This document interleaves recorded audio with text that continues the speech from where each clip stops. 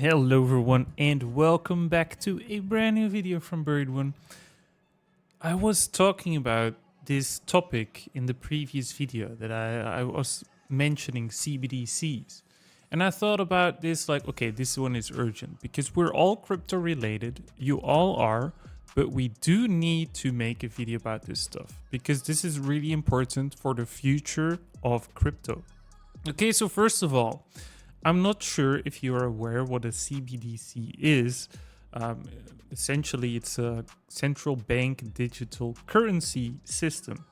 So CBDCs are pretty much a digital euro or a digital dollar. It has advantages, but it also has disadvantages. So first of all, one of the disadvantages is that whenever the internet would die out in the entire world, nobody is able to actually transfer money.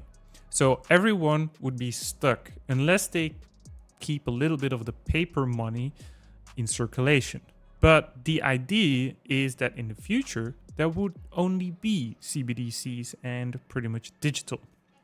So the second disadvantage is that it is pretty much a privacy concern.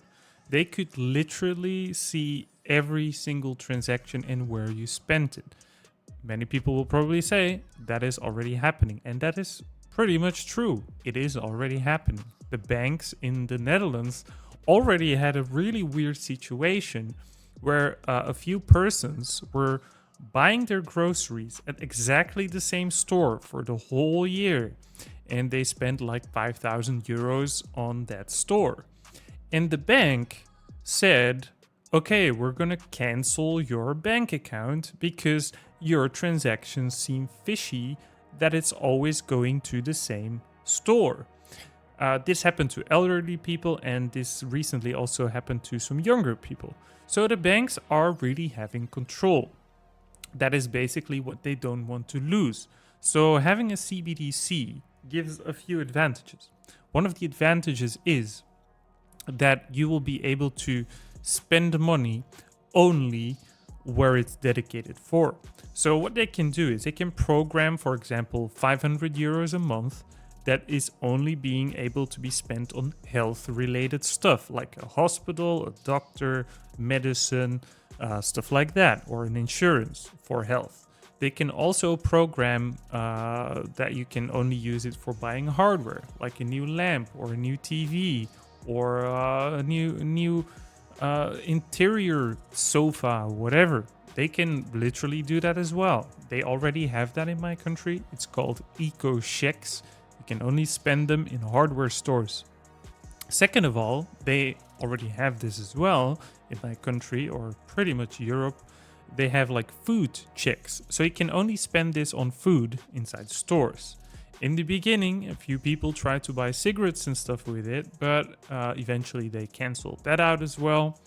So CBDCs are pretty much all of that, but just combined into a single currency. The advantage of the bank is they can pretty much inflate it and deflate it as much as they want. It's not really a good system, but I will tell you this. As soon as CBDCs, and they program to launch this in October 2025, I bet there is some geopolitical stuff going on there that they want to push it really fast and really early. Brussels and the Netherlands, or let's say Belgium and the Netherlands, are the first ones to get into this stuff because Brussels is pretty much the main city of Europe. And the Netherlands is really like hiking behind the big agenda of 2030. So rolling out CBDCs in October is going to be a big shock for people that are into crypto. Because there's a few things that could happen. First of all, even my grandma knows about Bitcoin. So implementing cryptocurrencies into elderly people is successful. So that is always a transition. You always need to make people adopt to the cryptocurrency or the new currency in general. This always happens, of course, when you need to introduce something new. So they told everyone Bitcoin is created by We don't know. It's probably built by the banks during the crisis in 2008. They said like, okay, this one's gonna fail in a few years, we need a replacement. So what did they do? They made a cryptocurrency, they made a blockchain, a ledger, whatever you call it. They have introduced this. People that were really early on into the game made millions and millions of money. What happened then is those people started promoting that on YouTube. Like, hey, look, I became rich with mining Bitcoin and Ethereum and so on. So what happens? Some other people will follow that. They think, oh, I need to adopt, I need to get into this. As I mentioned before in my previous video, it is just basically a hype train. If you are on board the first wagons of the hype train, you will make a lot of money out of this. Like if you're going to buy meme coins and stuff like that right now, or even Bitcoin, if you want to double your money with Bitcoin, it's going to take you $100,000 additionally on the Bitcoin price to double your money, pretty much, or 70,000 at the moment. So that is insane. You need to get on board of those trains as soon as possible. We all missed it out. It's pretty much done. Crypto is going to be adopted by banks. The reason why crypto is going to be used still in the future, and there's only going to be a handful of cryptos that will stay, like Bitcoin and Ethereum, stuff like that. But eventually, they want CBDCs to replace every single crypto. So what's going to happen? They probably ban all the other cryptocurrencies. They will say, it's an absolute madness. We need to clear all those shit coins. We need to clear all the altcoins. We only want Bitcoin left over. So what's going to happen? All the market caps of other cryptos have like a 1 year time, or maybe even more. They will give you a little bit of time to exchange your coins before the new laws will be implemented. And those new laws will seriously just be, you need to change everything to Bitcoin or Ethereum, whatever they choose, or everything has to go into CBDCs. I presume that they will still keep Bitcoin because banks will probably transfer Bitcoin as a digital gold between them, and they will probably set a Bitcoin gold standard, something similar to that. And that's basically what they're going to be doing. So CBDCs are a really big impact for cryptocurrencies. Everyone is adopted. You can't mine it anymore. It's going to be eco-friendly. And basically, if you make Bitcoin mining illegal and banks can still mine Bitcoin, they have the full right of keeping this alive. So this is really interesting because Elon Musk, for example, has Starlink. I'm also uploading my videos with Starlink. I'm really happy with his products. It is really working well. Latency-wise, everything, download speeds, really interesting. But soon enough, they will be on your phone. And you will have internet connection even if you're standing in the middle of a jungle in the Amazon rainforest. You will be able to transfer your CBDCs. So that is probably what is going to happen in the next couple of years. They will make big changes.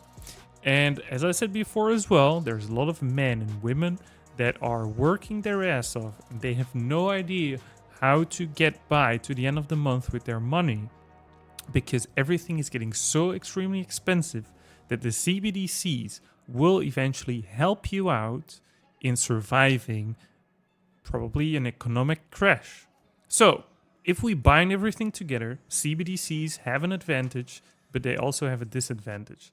They have an advantage basically because everyone's going to be using the same currency, and eventually they will probably make a one world currency, even a CBDC that is performed by the highest level. Maybe it's the dollars, maybe it's the euros. They are just going to test this for the next couple of years, see if it all works out, see if any flaws appear or transaction issues, stuff like that. People are lazy. I said that before as well. It will be really easy for people to just transfer money just by scanning QR code in a store or whatever. And maybe even just walking out of the store is enough to check out. Like that stuff and that technology is real. Even AI can recognize you, and they will probably have a database with your CBDCs linked to your face and everything like that, or fingerprints. No matter what, they will just implement this stuff.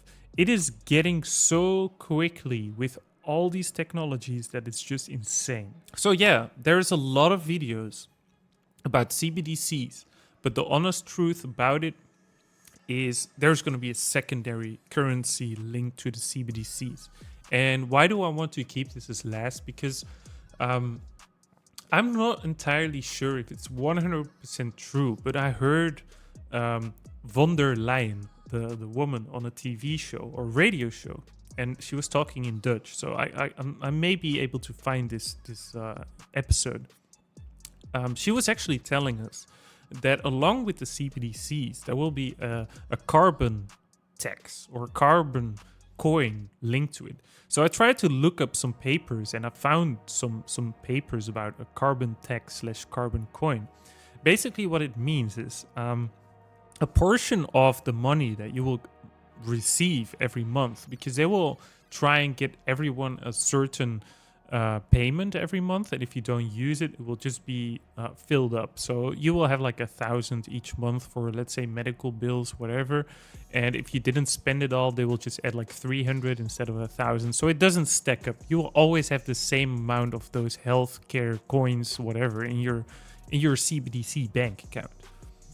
So what happens is you will get this certain amount of money every single month, because that's where they want to go to. And I am pretty sure that they will eventually get to that point, that everyone is just sitting at home, and if you want to work, you get additional money.